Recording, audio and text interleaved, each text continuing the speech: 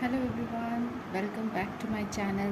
Hope you are all good and doing very fine and everything is going good.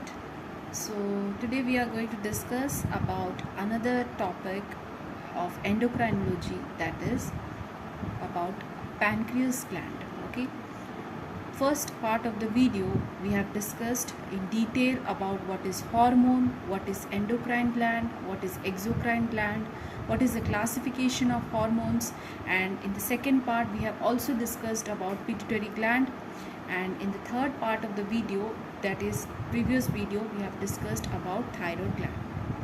Today we are going to discuss about the pancreatic gland. Okay, so let's begin. Before going to pancreatic gland, let's understand one thing, that whatever we have till now we have covered, they all belong to only endocrine gland. But this pancreas belong to both endocrine as well as exocrine gland. That's why this pancreatic gland is known as composite gland. What it is known as composite gland? Because this pancreas have both endocrine property as well as exocrine property. If you focus on what is the exocrine property of the pancreas, the exocrine property is that it has a clusters of cells that is known as acne, which is responsible for the secretion of digestive enzyme. So the exocrine part of the pancreas is responsible for the digestive juice secretion or digestive enzyme secretion, which helps in the process of digestion. And if we focus on the endocrine part of the pancreas, as we are discussing about the endocrine system, so we are only going to discuss about the endocrine part of the pancreas. And these islets of Langerhans, what is this islets of Langerhans? These are the cells. If you see, these are the this is the exocrine part of this outer part. You can say this outer part is the exocrine part of the pancreas, and this inner part, this cells, is known as the islets of Langerhans. These islets of Langerhans consist of 4 different types of cells. One is alpha cells. You can see this is the alpha cell, then beta cells, delta cells, and F cells. Okay, so these are the 4 different types of cells which are present in the islets of Langerhans. Then what are the role of each one of them, we are going to discuss now. If we see, first of all, the alpha cell, what it does, it secretes the glucagon. And what is glucagon, what is its role, we will discuss now. But first of all, we need to know what all this cell secretes. Okay, the alpha cell constitute about only 17%. You can see this one. This is the alpha cells. Only 17% of the cells consist of alpha cell. And the rest of the cell, you can see this one, this majority of the cell consists of the beta cells, which are responsible for the secretion of insulin. Okay, and what is the role of insulin, we will be discussing later on. But first, next is the somatostatin, or you can say the delta cell. This consists of only 7% of the total islets of Langerhans, and it secretes a hormone that is known as somatostatin. What is the role of somatostatin? It inhibits the secretion of glucagon and insulin, and it acts like a growth hormone. Okay, it inhibits the secretion of glucagon and insulin.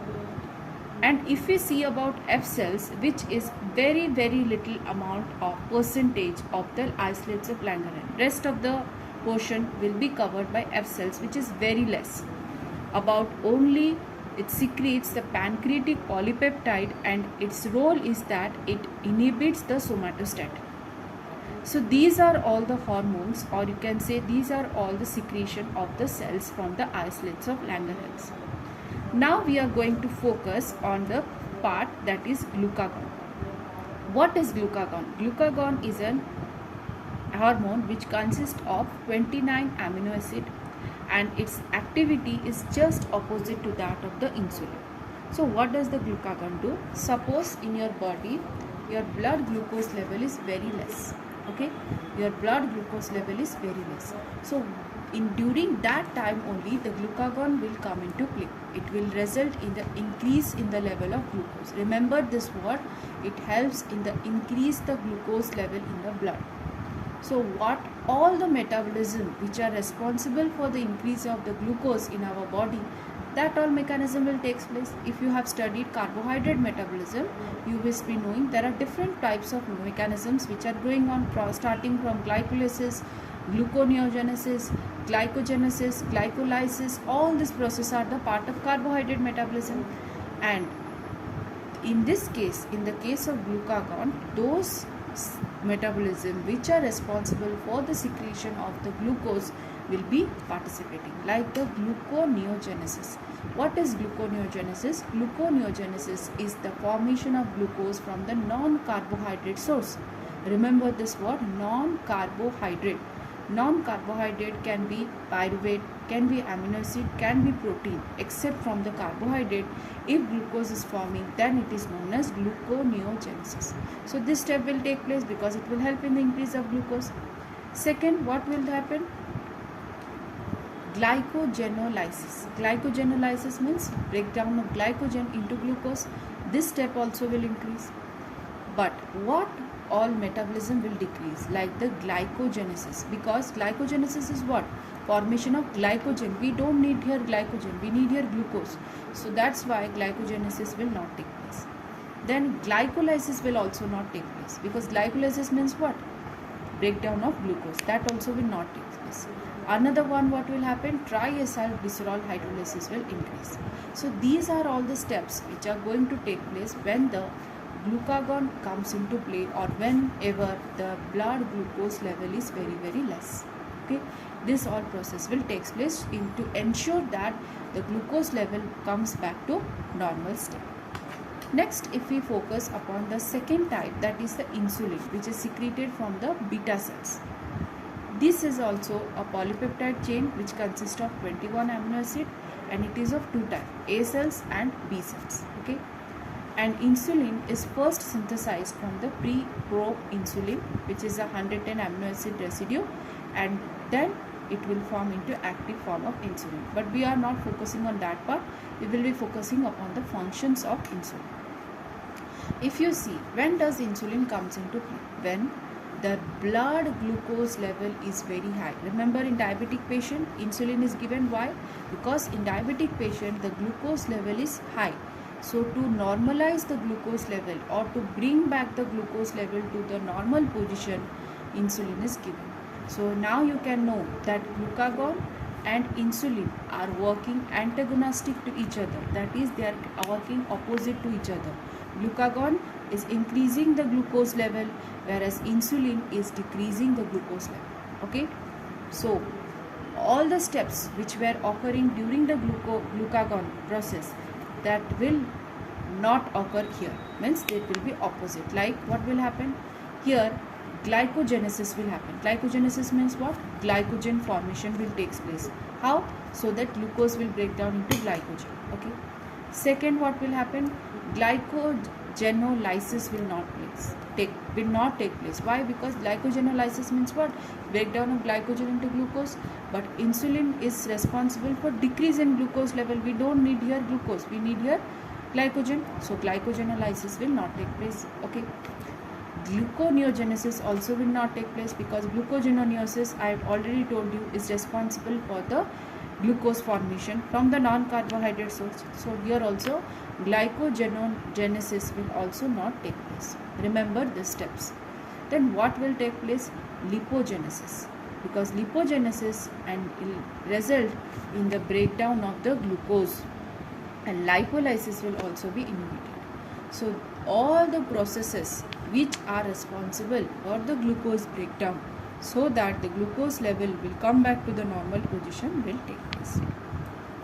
If you see the summary part, that when the blood glucose will be low, that is when you are under hypoglycemic condition, glucagon will be released. What will glucagon do? Glucagon will stimulate the secretion or induce the glycogenolysis and glucogenesis, as a result of which the glucose level will be raised and blood glucose level will come back to normal position. Second condition, when you are in a hyperglycemic, when your glucose level is high, then what will happen? The beta cells, remember that glucagon is secreted from the alpha cells, and from the beta cells insulin is secreted.